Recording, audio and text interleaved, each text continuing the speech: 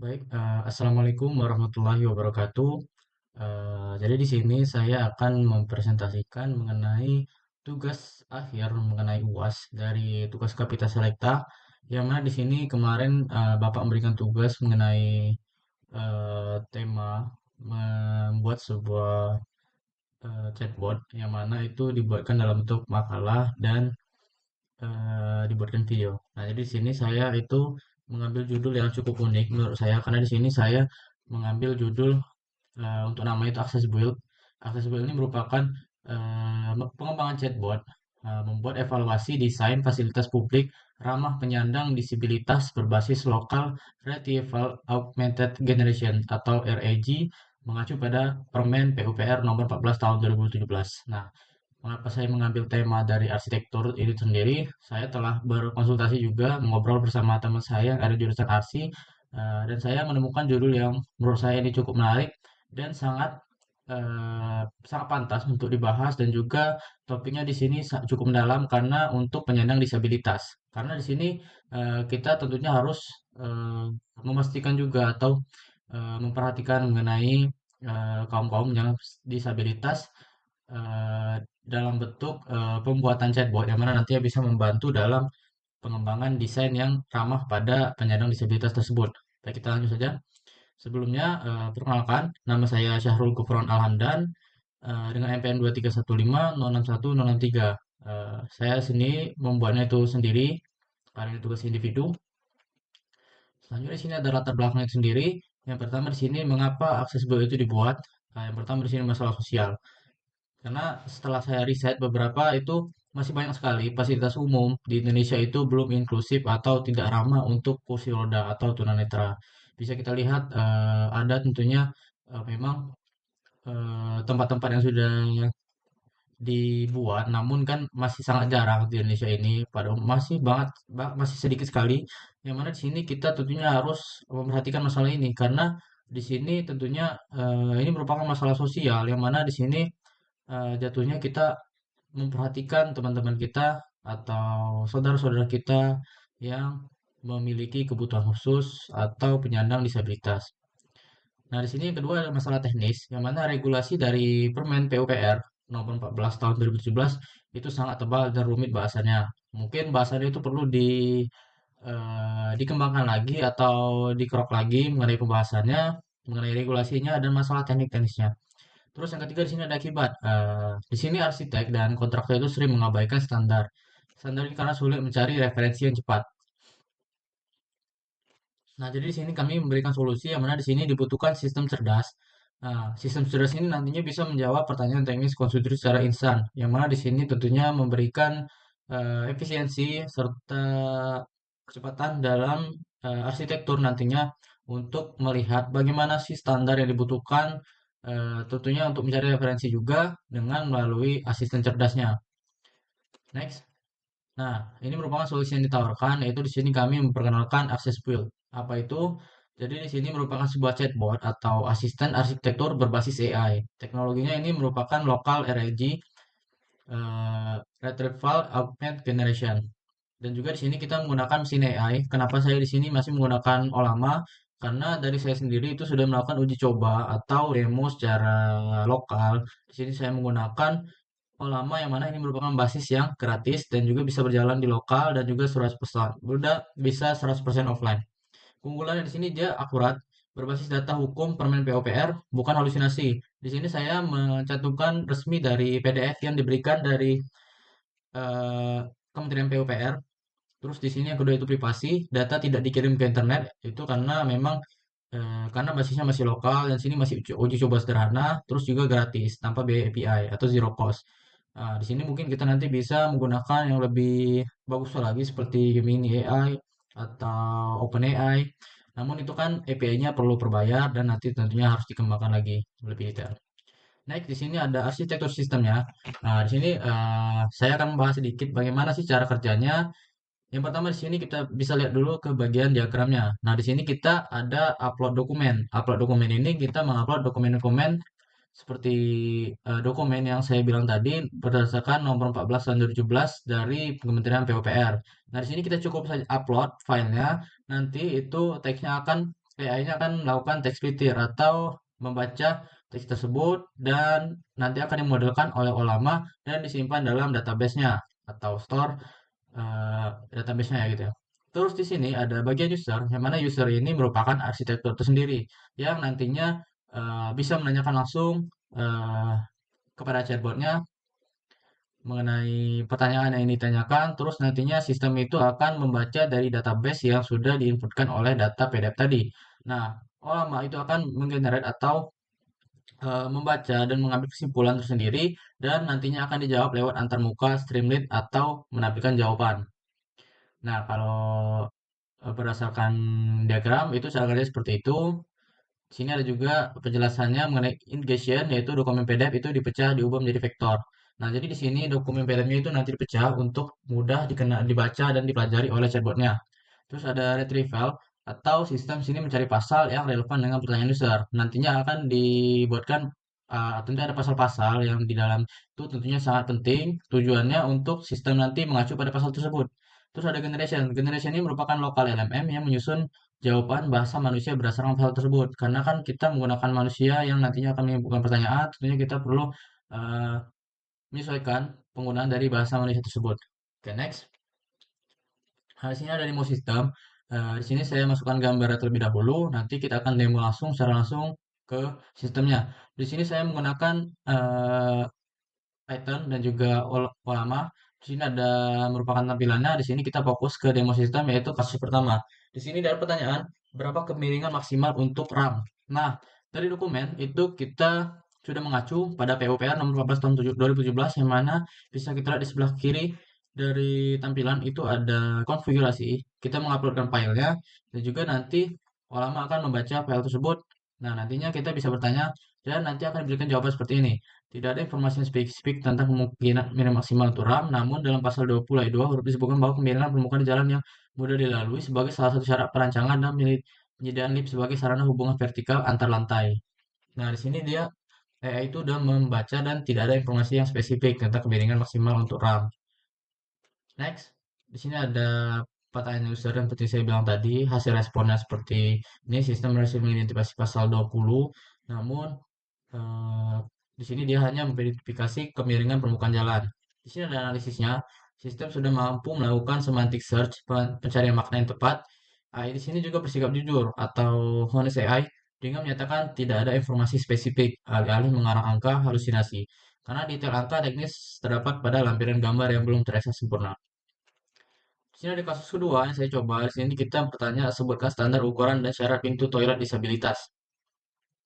Nah, jadi di sini berdasarkan dokumennya itu tidak ada informasi yang spesifik tentang standar ukuran dan syarat pintu disabilitas. Namun dalam pasal 40 ayat 1 huruf E dijelaskan bahwa toilet sebagaimana dimaksud dalam pasal 36 ayat 1 huruf E merupakan fasilitas sanitasi berupa ruangan yang dirancang khusus dan dilengkapi dengan kloset, persediaan air dan perlengkapan lain bagi pengguna bangunan gedung dan pengunjung bangunan gedung sebagai tempat buang air besar, kecil, mencuci tangan dan muka. Nah, di sini juga ada penjelasan dalam pasal ayat 41 dijelaskan bahwa perancangan dan penyediaan toilet harus memperhatikan jumlah pengguna bangunan, menyesuaikan dengan pengunjung dan bangunan gedung serta lokasi terhadap kebocoran, namun tidak ada informasi yang spesifik tentang standar ukuran dan syarat pintu toilet disabilitas. Nah, berdasarkan analisisnya di sini pernyataan user tadi ada pertanyaan sebutkan standar ukuran dan syarat pintu toilet disabilitas. Hasil responnya itu sistem berikan referensi pada pasal 42 ayat 1 yang mendefinisikan fasilitas toilet khusus disabilitas dan persyaratannya. Nah, di sini juga ada analisisnya yang mana retrieval engine sukses. Kita itu sudah sukses menarik konteks hukum yang valid dari dokumen tebal.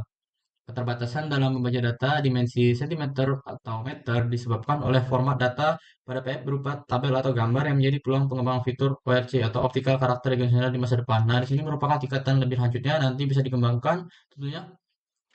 Next, eh, sebelum masuk kesimpulan mungkin kita langsung saja masuk ke demo sistemnya tertentu dulu. Yang pertama di sini kita masuk saja ke bagian Python. Bisa lihat di sini ini merupakan codingan yang sudah saya buat. Yang mana di sini ada data-data yang sudah saya download untuk banyak file tadi yang perlu diinstal dan juga sudah diinstal. Dan di sini ada app.py yang mana merupakan indeks atau inti dari codingan yang sudah kita buat untuk website yang nanti bisa dijalankan. Bisa lihat di sini untuk isinya. Terus di sini langsung saja kita jalankan codingannya. Streamlit run PVP. Kita tunggu nanti kita langsung akan diarahkan ke localhost yang mana sebentar kita tunggu terlebih dahulu.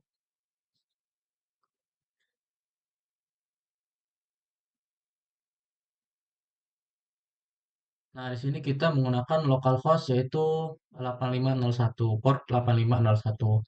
Di sini kita cukup tunggu dulu untuk loadingnya karena di sini dia sedang jalan.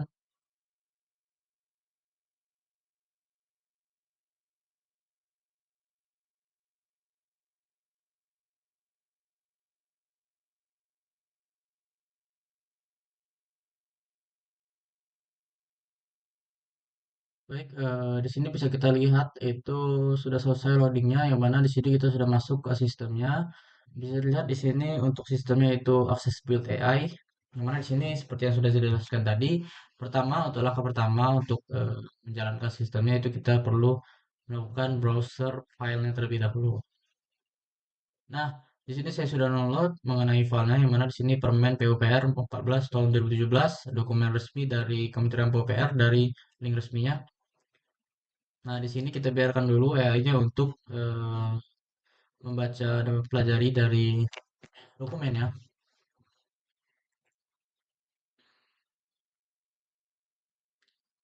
Nah, baik, di sini kita bisa langsung saja bertanya mengenai pertanyaan yang kita tanyakan. Kita coba tanya berapa minimal ukuran toilet. Nah, di sini kita sudah bertanya mengenai berapa minimal ukuran dari toilet.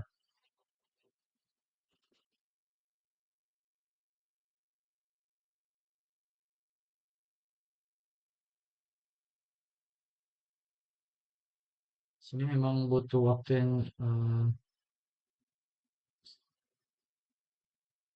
ini bisa kita lihat jawaban yang kita dapat dari AI-nya di sini menurut pasal 41 ayat 1 huruf E dalam dokumen permen PUPR toilet sebagaimana dimaksud oleh fasilitas berupa ruangan dirancang khusus dan dilengkapi dengan kloset, persediaan air dan kelengkapan lain bagi pengguna bangunan gedung dan pengunjung. Namun dokumen tidak menyebutkan minimal ukuran toilet. Nah, yang mana di sini kita tadi kan bertanya minimal ukuran toilet. Di sini kita coba tanya lagi eh, bagaimana desain yang baik dan benar untuk membuat fasilitas publik.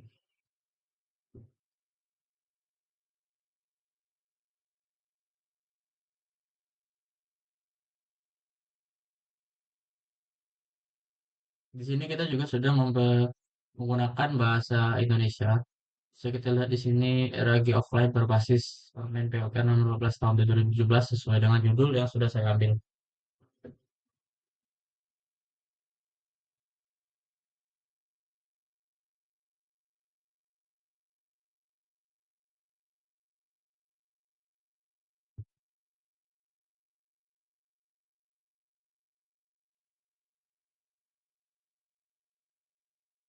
Baik, di sini sudah ada jawaban yang dihasilkan dari pertanyaan saya. Dalam Permen PUPR nomor 14 tahun 2017 itu terdapat beberapa prinsip dasar yang harus diperhatikan dalam merancang fasilitas publik yang baik dan benar. Salah satunya dengan menerapkan prinsip desain universal atau universal design sebagai dimaksud dalam pasal 4 ayat 2.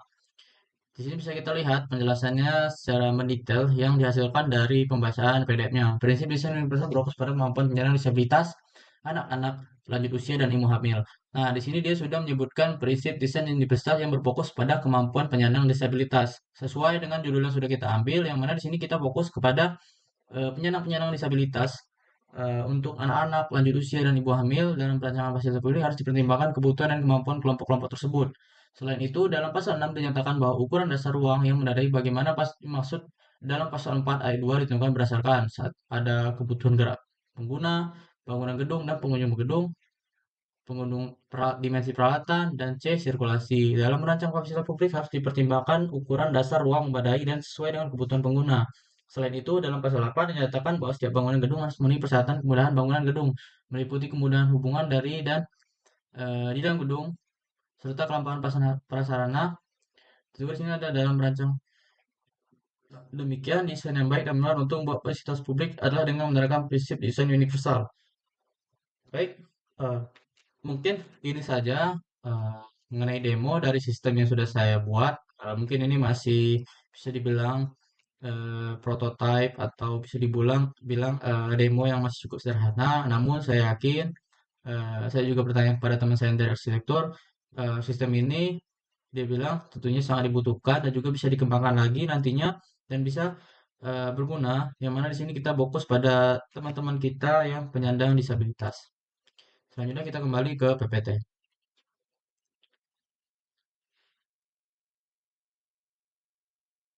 Baik, di sini kita lanjut ke bagian kesimpulan. Yang mana di sini ada solusi efektif. Di sini aksesibel itu berhasil menjembatani kesenjangan antara bahasa hukum yang rumit dengan kebutuhan informasi praktis di lapangan terkait desain inklusif.